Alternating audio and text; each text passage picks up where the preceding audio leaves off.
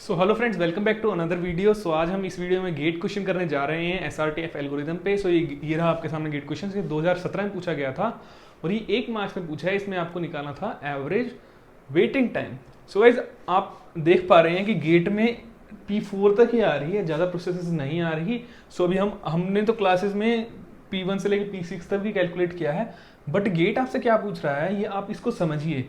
ये मतलब आपको 4 ही प्रोसेस दी गई हैं। आपको इसमें क्या है, गलती होने के चांसेस आपके कब बनेंगे, जब आप जल्दबाजी में कैलकुलेशन मिस्टेक करोगे। क्योंकि गाइज अगर जब आप पेपर सॉल्व करते हो वहाँ पे गेट में बैठ के, सो आपको कम समय में ज़्यादा क्वेश्चन करने रहते हैं। सो उसको आपको उसका जो एक हल्का सा वो रहता है ना कि यार मुझे जल्दी करना, उसी में गलती होती है।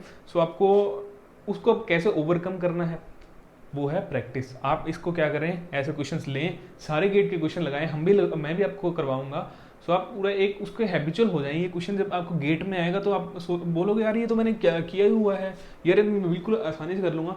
सो आपका क्या है कि आपको एक्यूरेसी बहुत ज़्यादा काम करना है। सो और उस पर अगर आप विजय पा लेंगे तो आप क्वेश्चन सॉल्व आपके गेट में अच्छा स्कोर करेंगे, आपकी अच्छी रैंक आएगी, आपको अच्छे आगे कॉलेज मिलेगा, आपका फ्यूचर आगे सही रहेगा। क्योंकि गेट स्कोर क्या है ना, गेट स्कोर आपका बहुत काम आता है। पहली बात तो ये 3 साल तक आपके लिए वैलिड होता है। अगर 3 साल में आपका जब भी मन करे यार मेरे को हायर स्टडीज़ करनी है, मेरे को एमटेक करनी है, तो आप कर सकते हैं।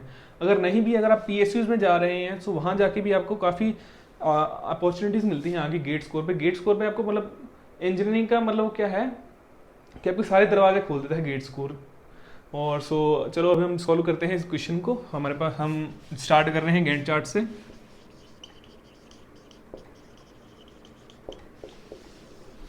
हमारे पास प्रोसेसेस कितनी हैं, 4। पहली प्रोसेस क्या है, P1। अराइवल टाइम कितना है, 0। कितना टाइम है, बर्स्ट टाइम 7 तक नहीं चलाना है क्योंकि SRTF है। हमें चलाएंगे 3 तक। सो P1 3 तक चली। इसका कितना बच गया, ये बच गया हमारे पास, ये बच गया हमारे पास 7, और ये बच गया 4 बच गया हमारे पास। और हम यहाँ पे 3 तक चली और 3 के बाद P2 आएगी क्योंकि 3 और 4 में से P2 का बस टाइम कम है। सो P2 चलेगी। P2 कब तक चलेगी, 5 तक चलेगी। 5 पे अब मैं आपको से डायरेक्ट करवा रहा हूँ गाइस, देखना 5 तक चली, ये कितना रह गया, 1 और 5 को कंपेयर करेंगे, कितना 1 कम है। सो P2 ही चलती जाएगी। फिर क्या हुआ, 6 तक तो एग्जीक्यूट हो जाएगी। सो P2 को हम 6 तक कर देंगे गाइस। ऐसा आपको सोचना पड़ेगा गेट के क्वेश्चन में। आप वैसा स्टेप बाय स्टेप करने लगे तो बहुत टाइम लग जाएगा आपको। सो ये पूरा एग्जीक्यूट ही हो गया। और उसके बाद हमारे पास आ गया और 6 पे हमारे पास कितनी है, ये 3 आ गई, P1 P3 और P4। और हमारे पास किसका बर्स्ट टाइम सबसे कम है, P4 का। सो P4 आ जाएगा। ये कितना चलेगा, 8 तक। और इसके बाद में हमारे पास ये दोनों है, P1 और P3। सो हम इसमें से कम किसका है, P1 का। P1 चलेगा 12 तक। फिर उसके बाद हमारे पास क्या बचेगा, P3, वो चलेगा 5 तक। P3 वो हो गया। ये इस गेट चार्ट आ गया। हमें कंप्लीशन टाइम कैलकुलेट करना है। कंप्लीशन टाइम मैंने आपको बताया था, पीछे से कैलकुलेट करेंगे। P3 का 17 है, P1 का 12 है, P4 का 8 है, P2 का 6 है। अभी हमारे पास हमें निकालना है turn on time. Turn on time इसका कितना हो गया, 12 हो गया, इसका 3 हो गया, इसका हमारे पास हो गया 12, इसका हमारे पास 2 हो गया। वेटिंग टाइम अब निकालेंगे गाइस। वेटिंग टाइम इसका हो गया 5, इसका 0, इसका 7, इसका 0। कैलकुलेट करेंगे, 15 और 14 29, ये हो गया 12, ये हो गया।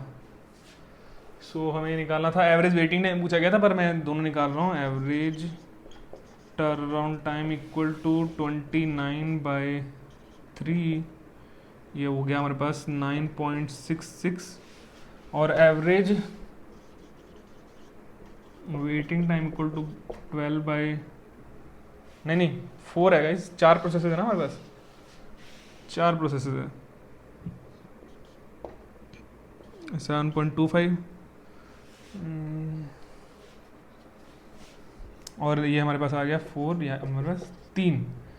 सो ये रहा हमारे पास आंसर। तो इसका 3 आंसर था गेट में जब पूछा गया था ये 2017 में।